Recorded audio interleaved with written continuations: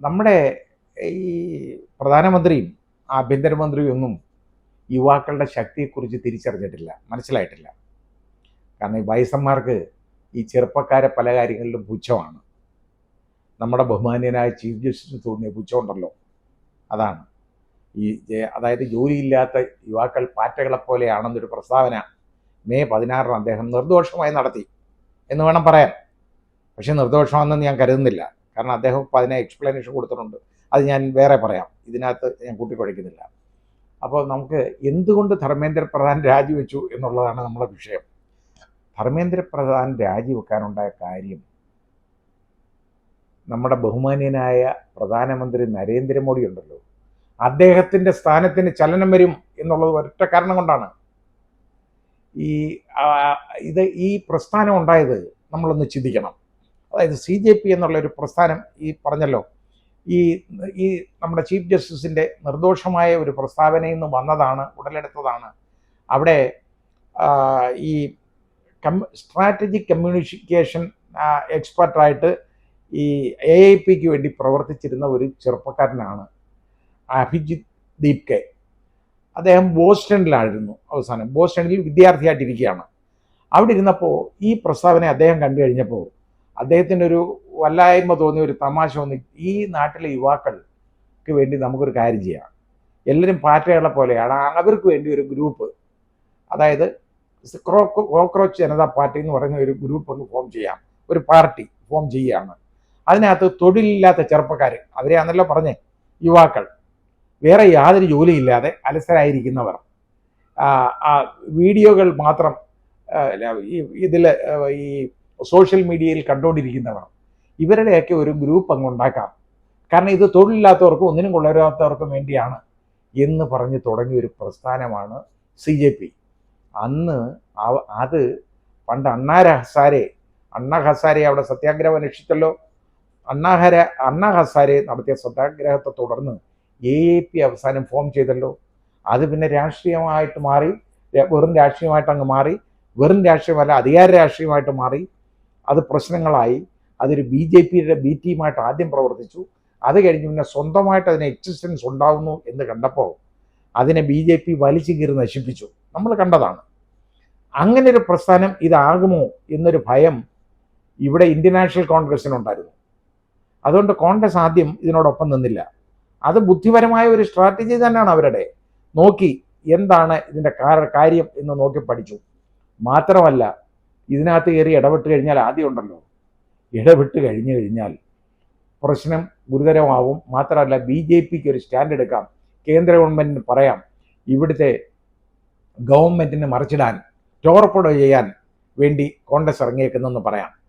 പക്ഷേ ഇപ്പോൾ അത് പറയാൻ ഒക്കത്തില്ല. ടോർപ്പഡോ ചെയ്യാൻ കോൺഗ്രസ് അല്ല ഇറങ്ങിയത്, CJP എന്ന് പറയുന്ന പ്രസ്ഥാനമാണ് ഇറങ്ങിയത്. അങ്ങനെ അഭിജിത്ത് ദീപ് കെ അമേരിക്കയിൽ നിന്ന് നേരെ ഡൽഹിയിലേക്ക് വരുന്നു.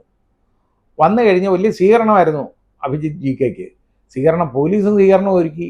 കാരണം ഇയാളെ എങ്ങനെയെങ്കിലും ഒതുക്കാനായിട്ട്, പിടിച്ചുകൊണ്ട് പോകാനായിട്ട് ശ്രമിച്ചു. നടന്നില്ല, ഒരു പണിയും നടന്നില്ല. നേരെ ജന്തർ മന്ദറിൽ അവിടെ സമരമുറ ആരംഭിക്കുകയാണ്.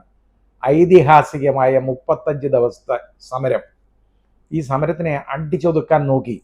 അവരുടെ ടാർപാളിൻ ഷീറ്റുകൾ മുഴുവൻ നശിപ്പിക്കാൻ നോക്കി. അതിലൊക്കെ ദ്വാരമുണ്ടു. അവർ മഴ മുഴുവൻ സഹിച്ചുകൊണ്ട് അതിനകത്ത് കിടന്നു. അസഹനീയമായ ചൂട്, വെയിൽ, അതും സഹിച്ചുകൊണ്ട് കിടന്നു. ആ കുഞ്ഞുങ്ങൾ വെളി കിടക്കുകയാണ്, അവർ കിടന്നു. മാത്രം ഇതുവരെ നമ്മുടെ ഇന്ത്യ കണ്ടിട്ടില്ലാത്ത ഒരു കാര്യം അവർ കാണിച്ചു കൊടുത്തു. അവർ കഴിക്കുന്ന ഭക്ഷണങ്ങളുടെ അവശിഷ്ടങ്ങളുണ്ടല്ലോ, അതുപോലെ അവരുപയോഗിക്കുന്ന പ്ലാസ്റ്റിക് കവറുകൾ, ഇത് മുഴുവൻ നീക്കം ചെയ്തത് ഡൽഹി കോർപ്പറേഷൻ്റെ ശുചീകരണ തൊഴിലാളികളല്ല. നേരെ മറിച്ച് ഈ ചെറുപ്പക്കാർ തന്നെയാണ്, യുവാക്കളാണ്. അവരിറങ്ങി. കോൺഗ്രസിൻ്റെ സേവാദൾ പ്രവർത്തകരാണ് ഇറങ്ങിയത്. അവരെല്ലാം ഇറങ്ങിയിട്ട് അവർ സ്വന്തമായിട്ട് ആ തെരുവ് എന്ന് പറയുന്നത് നീറ്റാക്കി ഇടുകയാണ് അവർ ചെയ്തത്. അവർ പോയി സമരം അവസാനിപ്പിച്ചു കഴിഞ്ഞപ്പോൾ വീണ്ടും അത് മുഴുവൻ വൃത്തിയാക്കിയിടുന്നത് നമ്മൾ കാണുന്നു. അത് ഒരു വലിയ കാഴ്ചയല്ലേ? അത് നമ്മുടെ രാജ്യത്ത് ആരെങ്കിലും ചെയ്യൂ? ഏതെങ്കിലും രാഷ്ട്രീയ പ്രസ്ഥാനങ്ങൾ ചെയ്യൂ? വേറെ ഒന്നും ആരും ചെയ്യാറില്ല. ഇവിടെ നടത്തി എന്ത് തോന്നിയ ദിവസവും കാണിച്ച് അഴുക്കും ഉണ്ടാക്കിയിട്ടിട്ട് പോവും. ഇവരങ്ങനല്ല. ഇവർ ചെയ്തത് ഈ കാര്യങ്ങളാണ്. എന്നിട്ടാണ് അങ്ങനെയുള്ളപ്പോഴാണ് ഈ ചെറുപ്പക്കാരെ പെല്ലറ്റ് ഗൺ ഉപയോഗിച്ച് ഉപദ്രവിച്ചത്. പെല്ലറ്റ് ഗൺ മാത്രമല്ല, ഇലക്ട്രിക് ബാറ്റൺ ഉണ്ടല്ലോ ഇവരുടെ ശരീരത്തിൽ ഉപയോഗിച്ചു. പലരെയും ഇലക്ട്രിക് ബാറ്റൺ ഉപയോഗിച്ചത് അമേരിക്കൻ പോലീസും ഒക്കെ സ്ഥിരമായിട്ട് ഉപയോഗിക്കുന്ന സാധനങ്ങളാണത്. അത് ക്രിമിനൽസിനെതിരെയാണ് അവർ ഉപയോഗിക്കുന്നത്, അല്ലാതെ ഇതേപോലെ പ്രതിഷേധ സ്വയം ഉയർത്തുന്നവർക്കെതിരെ അല്ല. ഇവരെല്ലാം ഈ രീതിയിലെല്ലാം ഉപദ്രവിച്ചു പോയി കഴിഞ്ഞപ്പോൾ അതുവരെ നോക്കി നിന്നിരുന്ന കോൺഗ്രസ്, ഈ സാഹചര്യങ്ങൾ വിലയിരുത്തിക്കൊണ്ടിരുന്നവർ, അവർക്ക് മനസ്സിലായി ഏതായാലും ഈ സമരം, ഈ ചെറുപ്പക്കാരെന്ന് പറയുന്ന അവരുടെ ശക്തി ഉണ്ടല്ലോ, അവരെ ഇതിന് വേറെ ഒന്നും കിട്ടത്തില്ല. വയസ്സന്മാർക്കോ രാഷ്ട്രീയ പ്രസ്ഥാനങ്ങൾക്കോ ഒന്നും ഈ ശക്തി കിട്ടത്തില്ല. ഇത് യുവാക്കളുടെ പാർട്ടിയാണ്, യുവാക്കൾ മാത്രമുള്ളതാണ്, വയസ്സന്മാരുടേതല്ല. യുവരക്തമാണ് അവർ ശരീരത്തോടുന്നത്. അതിൻ്റെ ശക്തിയെ കുറച്ച് കാണാനൊക്കത്തില്ല. കോൺഗ്രസ് അതിലിടപെട്ടു.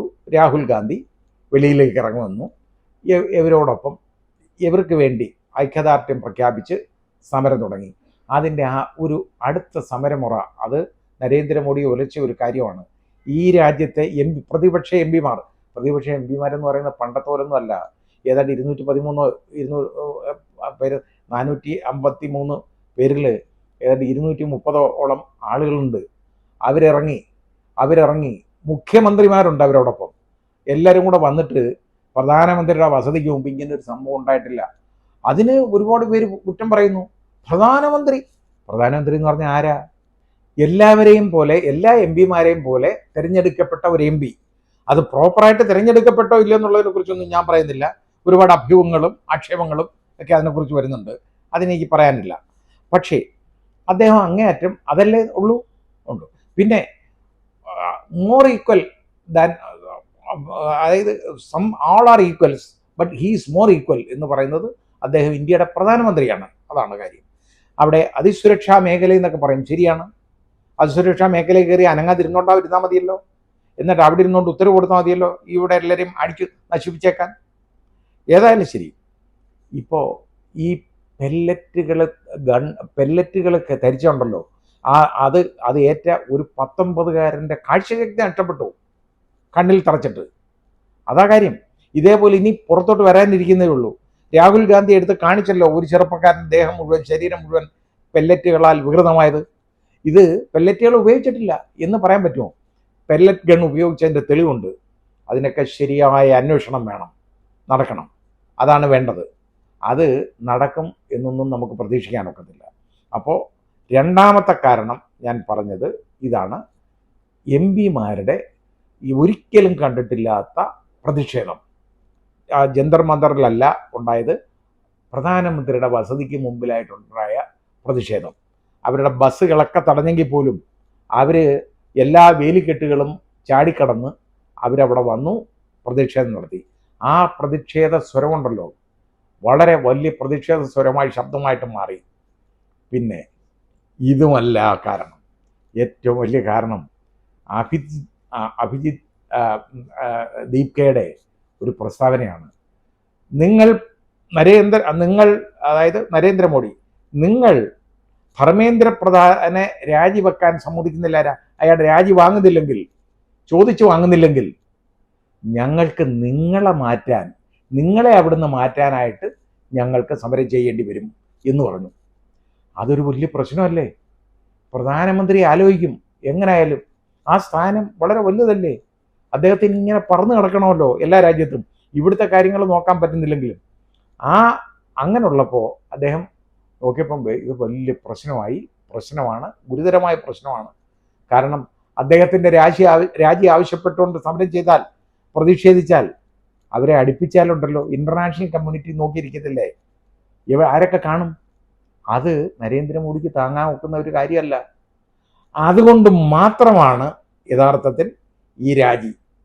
അതായത് ഈ കുട്ടി എന്ത് ബുദ്ധിപരമായിട്ടാണ് ഈ കുട്ടികൾ പ്രവർത്തിച്ചെന്ന് നോക്കുള്ളൂ. ആ ചെറുപ്പക്കാർ പറഞ്ഞത്, അയാൾ രാജിവെച്ചില്ലെങ്കിൽ നിങ്ങളുടെ രാജി ആവശ്യപ്പെടേണ്ടി വരും ഞങ്ങൾക്ക്. കാര്യം തീർന്നു അവിടെ.